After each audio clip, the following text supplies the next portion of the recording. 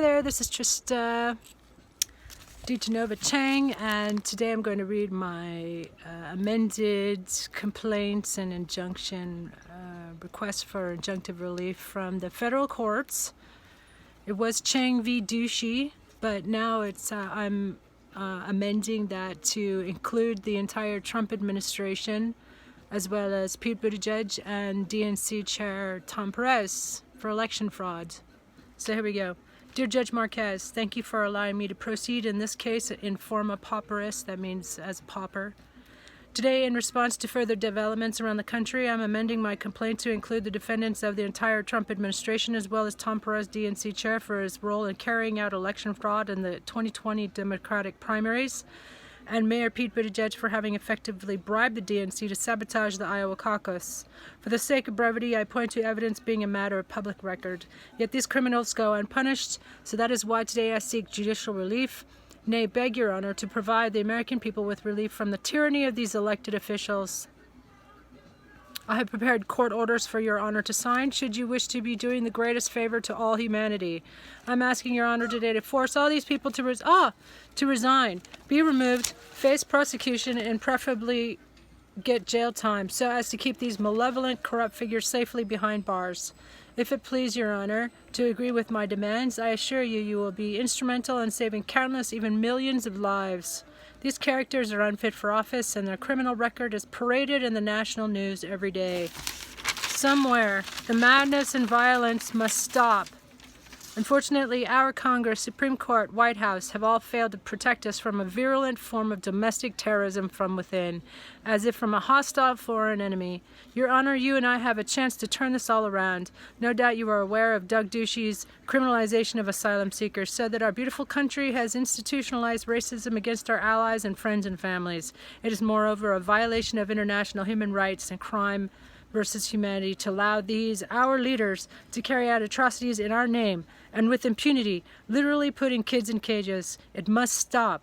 And Congress and our White House and our Supreme Court even have failed to overturn, censure, and remove this criminal, unlawful administration over the Muslim ban at the beginning of his term, for example.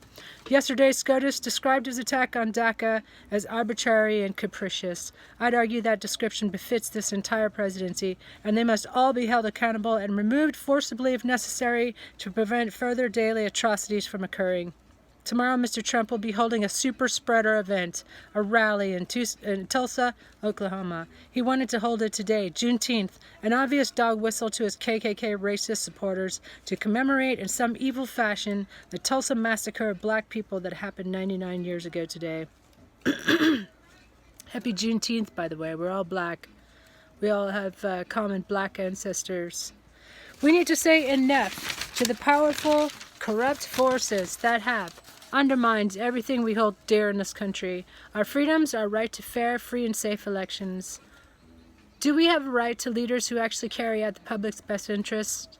I'd say that's what we elected them for. And if they prove without a shadow of a doubt, by their words and actions, that they actually truly, behind the facade and lies, mean us harm, that is criminal negligence. It is a matter of public record when this president incited violence, bigotry, and fomented a traitorous rebellion via tweet. Liberate Michigan, in all caps.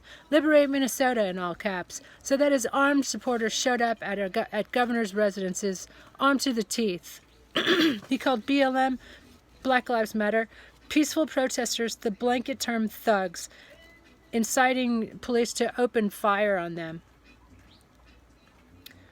And even Facebook considered his "when the looting starts, the shooting starts" as glorifying violence. He was nearly removed in January, as your honor is certainly aware of, but for the complicit nature of his corrupt GOP toadies in the U.S. Senate.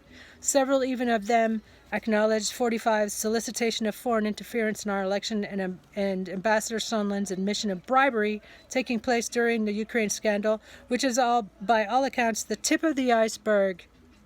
For this reason, I'm asking your honor to order the removal of all these corrupt GOP senators from our Congress too. If they can't keep each other honest and violate their oath of office to protect the U.S. Constitution, then they should be removed from office as being unfit to serve the public interest. Again, Congress fails to police itself. For this reason, I'm seeking beseeching judicial relief today. I'm aware it is a tall order to expect the removal of organized and family crime syndicate members from office, but frankly, everything else has failed, and millions of American lives will be lost if we must wait another 5 months to vote out these shysters. Besides, they've made it clear by preventing vote-by-mail measures despite the fact they themselves vote by mail, and this regime openly stated an intention to, 1, suspend the Congress, and 2, delay or cancel the elections altogether in an attempt to stay in power indefinitely. No doubt Mr. Trump fears the moment he leaves office he will be locked up, so we might as well alleviate his fears of incarceration and save countless American lives by removing and imprisoning him now. I'm asking Your Honor to please invoke the 25th Amendment. However, I'd like you to apply it to his entire administration and family, as they are all complicit in this huge and malicious scam versus the American people. Furthermore, I'm asking Your Honor to expedite this case as a matter of national emergency, a public health crisis that will only get worse under the criminal negligence of this entire admin, and not just douchey here at the state level. They refuse to follow positive health examples of other countries like Taiwan, South Korea, or New Zealand, which has already eradicated the virus. Instead, this POTUS publicly advocates injecting disinfectants on national TV. How irresponsible and criminally negligent is that? This is grounds to invoke the 25th. He and his entire regime must be held immediately accountable and removed and prosecuted and imprisoned. And the $500 billion that Mnuchin is overseeing without oversight right now to be distributed to political allies, please sign an order for them to give it back. That is our taxpayer money these fraudsters are embezzling. Also, please sign my order to immediately remove Tom Perez from his role as DNC chair. It will send a clear message that election fraud by the DNC will not be tolerated.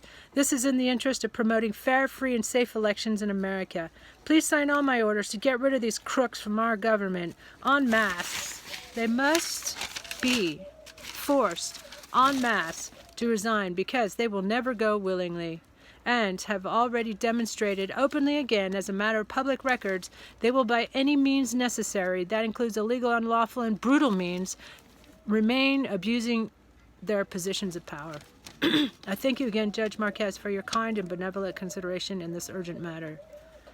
And I thank the court for hearing my grievances and for its careful and just deliberation in the interest of the health, welfare, and safety of the American people. In closing, I'll leave you with a rhetorical question. Which crime has this regime not committed? I'd argue there is no crime this criminal syndicate has not committed. As Pima County Sheriff candidate, I understand this plea I'm making today is in the interest of and great concern to protect the lives, health, safety, wealth, and well-being of millions, if not all, my fellow Americans. Trista DeGenova Chang.